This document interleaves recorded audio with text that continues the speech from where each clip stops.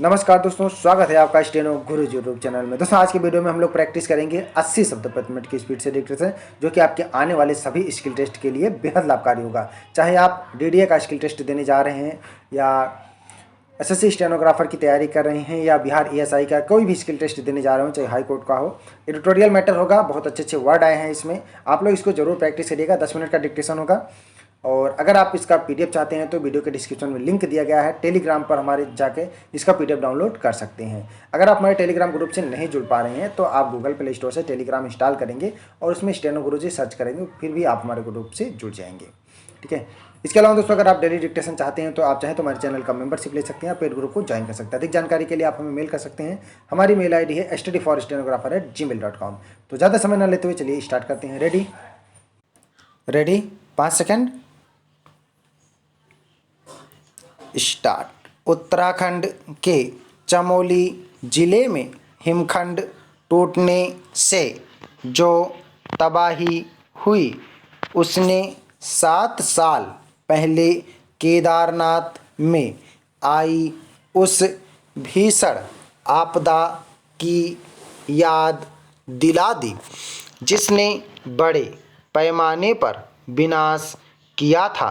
फिलहाल यह कहना कठिन है कि हिमखंड टूटने से पहाड़ी नदियों में जो विकराल बाढ़ आई उससे जान माल का कहाँ कितना नुकसान हुआ, लेकिन ऋषिगंगा नदी पर निर्माणाधीन जल विद्युत परियोजना और तपोवन परियोजना को जिस तरह क्षति पहुंची उससे अच्छा खासा नुकसान होने की आशंका है।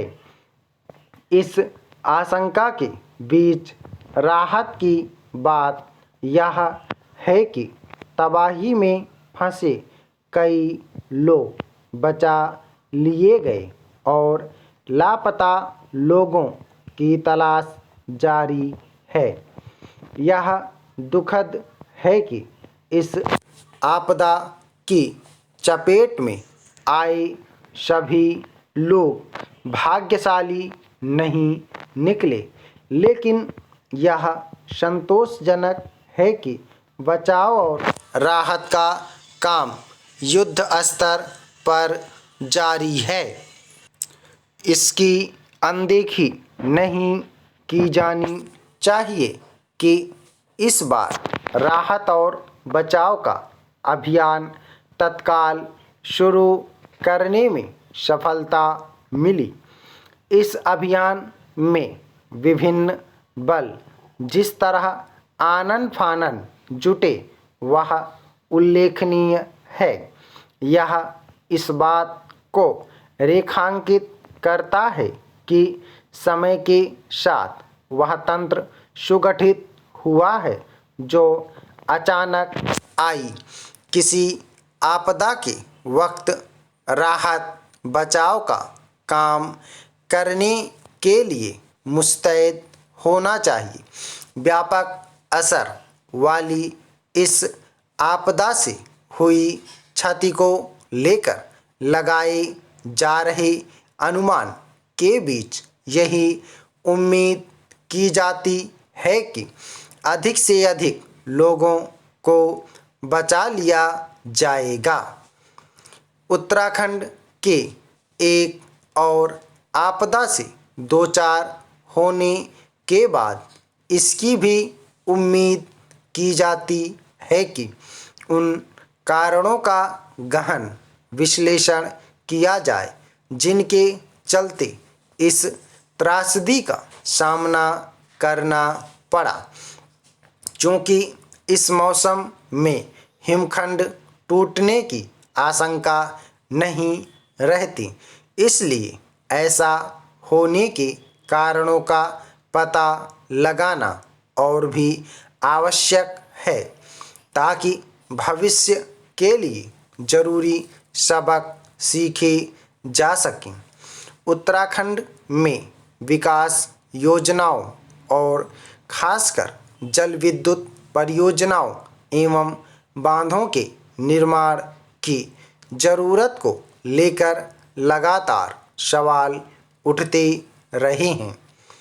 कम से कम अब तो इन सवालों के जवाब खोजे ही जाने चाहिए। इसके साथ ही हिमखंडों के अध्ययन का काम भी प्राथमिकता के आधार पर किया जाना चाहिए।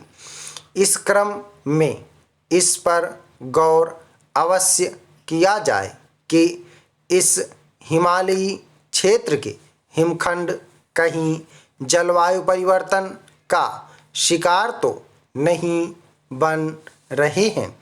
ध्यान रहे कि विभिन्न अध्ययनों में इसकी आशंका जताई जा चुकी है कि जलवायु परिवर्तन का तेज चक्र हिमालय के हिमखंडों के लिए खतरा बन सकता है। वस्तुस्थिति क्या है, इसका आकलन अब अनिवार्य हो गया है।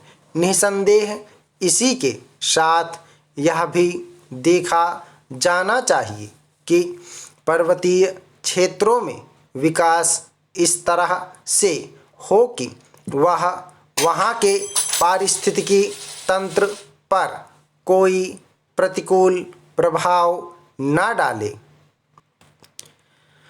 किसान आंदोलन को समर्थन देने के नाम पर भारत को किस तरह बदनाम करने और यहाँ अशांति फैलाने की कोशिश हो रही है, इसका भंडाफोड़ पर्यावरण रक्षा का दम भरने वाली स्वीडन की कार्यकर्ता ग्रेटा थनबर्ग ने खुद ही कर दिया।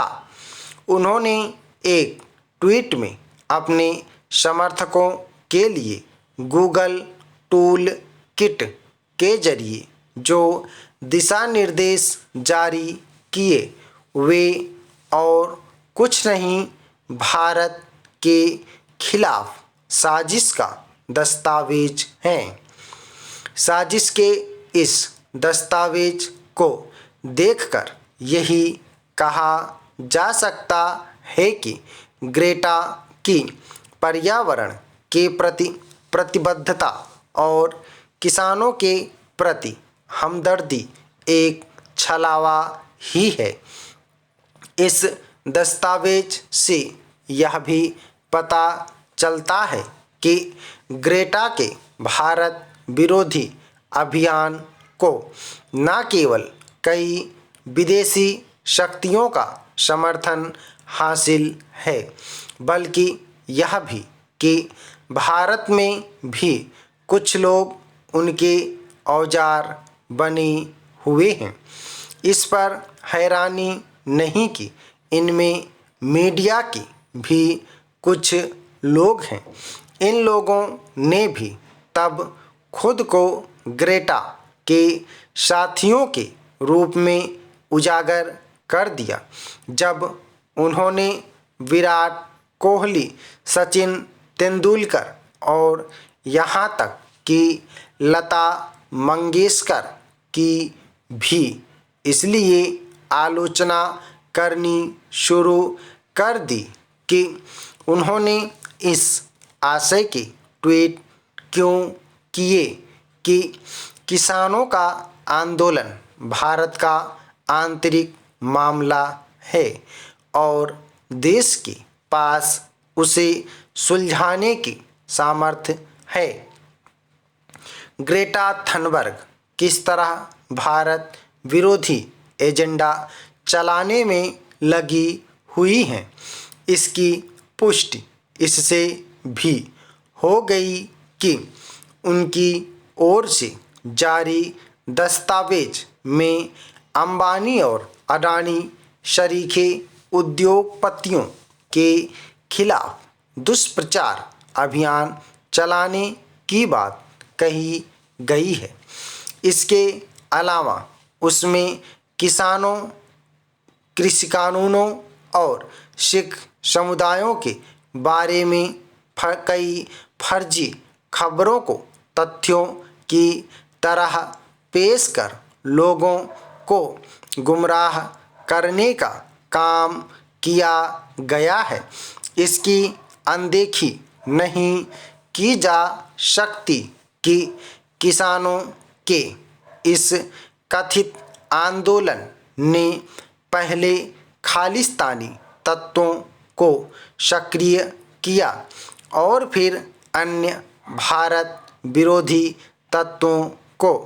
गायिका रिहाना के किसानों के समर्थन वाले ट्वीट के बारे में भी यही माना जा रहा है कि उसके पीछे कनाडा में बसे खालिस्तानियों का हाथ है। स्टॉप। ओके दोस्तों, आप लोग इसको प्रैक्टिस करिएगा और हो सके तो ट्रांसक्राइब करिएगा। पीडीएफ इसका आपको हमारे टेलीग्राम पर मिल जाएगा। टेलीग्राम का लिंक वीडियो के डिस्क्रिप्शन में दिया गया है। उम्मीद करता हूँ वीडियो आपको पसंद आया होगा, तो वीडियो को लाइक कर देना और चैनल को सब्सक्राइब कर लेना ताकि आने वाला सभी डिक्टेशन आपको सबसे पहले मिल सके। तो वीडियो को पूरा देखने के लिए बहुत बहुत धन्यवाद और अपना बहुमूल्य सुझाव हमें कमेंट बॉक्स में ज़रूर देना ताकि आने वाले वीडियो में हम और बेहतर कर पाएँ। तो आज के लिए बस इतना ही, मिलते हैं नेक्स्ट वीडियो में, तब तक के लिए बाय, थैंक्स फॉर वॉचिंग, जय हिंद।